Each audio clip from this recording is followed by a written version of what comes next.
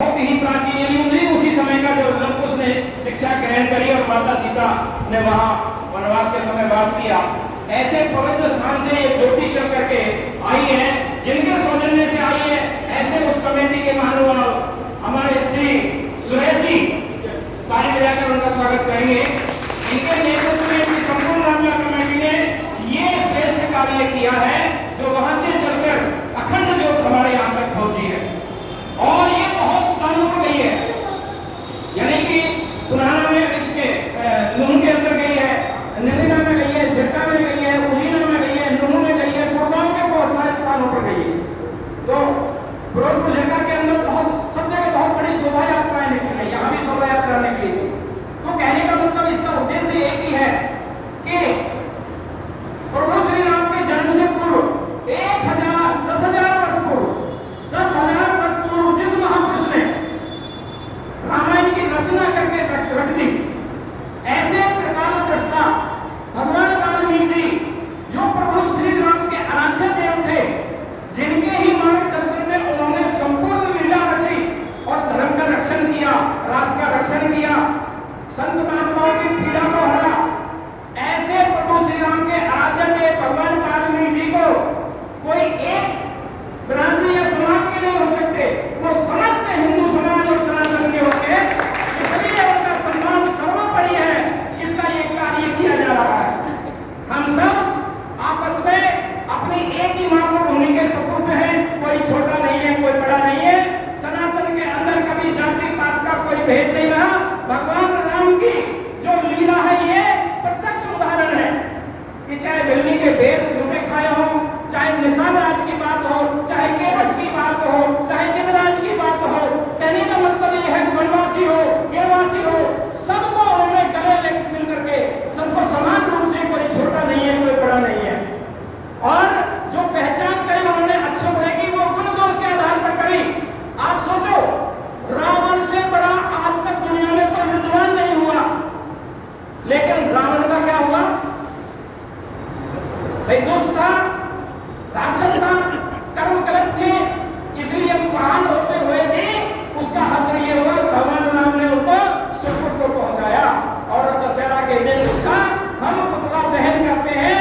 तो वास्तव में रावण तो चला गया, त्रेता युग की कहानी होगी, लेकिन जो संकेतात्मक जो होता है ये इस बात का संकेत है कि हमें दुर्गुण त्यागने हैं और सद्गुण तो इसलिए दुर्गुण त्याग करके भगवान राम और भगवान वाल्मीकि के बताए हुए आदर्शों को अपनाते हुए हमने सद्गुणों को अपना लगाना है। और हम कोई छोटे नहीं, कोई बड़े नहीं, जाति पाति से कोई छोटा बड़ा नहीं होता, कर्म से छोटा होता है। कर्म कोई गलत करेगा तो उसको छोटा कहा जाएगा, और कर्म अच्छे हैं तो कोई भी हो वो सब श्रेष्ठ माना जाएगा। ऐसी हमारी संस्कृति है। इस सारे कार्य से यही संदेश है कि सामाजिक समरसता का भाव समान रूप से सबके अंदर आए, कोई छोटा नहीं, कोई बड़ा नहीं। कार्य ये पहचान नहीं कराता छोटा, हर कार्य बहुत महत्वपूर्ण है, इसलिए कार्य आधारित कोई छोटा नहीं होता, गलत कार्यों आधारित छोटा बड़ा माना जाता है। गरीब के घर में भी बहुत श्रेष्ठ पैदा हो सकता है, अमीर के घर में भी कोई दुष्ट पैदा हो सकता है, इसकी कोई गारंटी नहीं होती है। इसलिए पहचान किसकी है? सद्गुणों की पहचान है। इसलिए हम सब भी अपने संतानों को, अपने बच्चों को और स्वयं सद्गुणों की तरफ आगे बढ़ाएंगे। इसी संकल्प के साथ इस यात्रा को पूर्ण करेंगे और घर घर तक इस ज्योति को पहुंचाएंगे, ताकि भगवान वाल्मीकि के बताए हुए रास्ते पर चलते हुए हम अपने देश के लिए, अपने समाज के लिए समर्पित हो सके। भारत माता की जय। आज इतनी बड़ी संख्या में आए संत महात्मा आए, ये एक बड़ा मैसेज है अपने समाज के लिए। आपके द्वारा ही संदेश आएगा पीढ़ी के पास। आप सब मार्गदर्शक बैठे हुए हैं, तो इसलिए आप सब चरणों में प्रार्थना करते हुए यही कहना है कि आप देश के युवाओं को, बच्चों को, समस्त समाज को अग्रसर करें और भारत माता के लिए सत्य कार्य करते रहें। कोई दुष्ट शक्ति, कोई विदेशी शक्ति, कोई देश को नुकसान पहुंचाने वाली शक्ति को हम सफल नहीं होने देंगे। इसलिए कहा गया है, हिंदू सहोदरा सर्वेदा हिंदू पति को भवे तम देशा हिंदू रक्षा मनमंत्र समानता, यानी कि हिंदू कोई छोटा नहीं, कोई बड़ा नहीं, कोई कम नहीं, कोई ज्यादा नहीं, सब इस मातृभूमि की कौन है?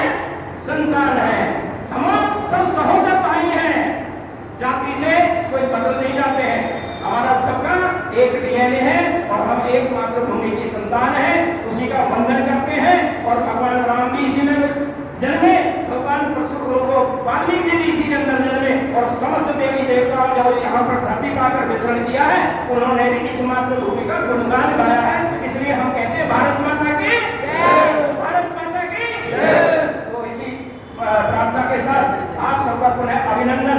रामलीला कमेटी के श्रीमान सुरेश जी बोलेंगे दोस्तों, ठीक है, उन सबकी तरफ से भी आपका अभिनंदन। पुजारी जी ने अभिनंदन किया, समाज के सब लोगों की तरफ से भी। हम सब एक ही हैं, कोई अलग नहीं है, हम सब अपनी माँ के सपूत हैं, हम में कोई भेद नहीं है। इसी मंत्र के साथ इसी ज्योति को हम यहाँ से प्रस्थान करेंगे, भारत माता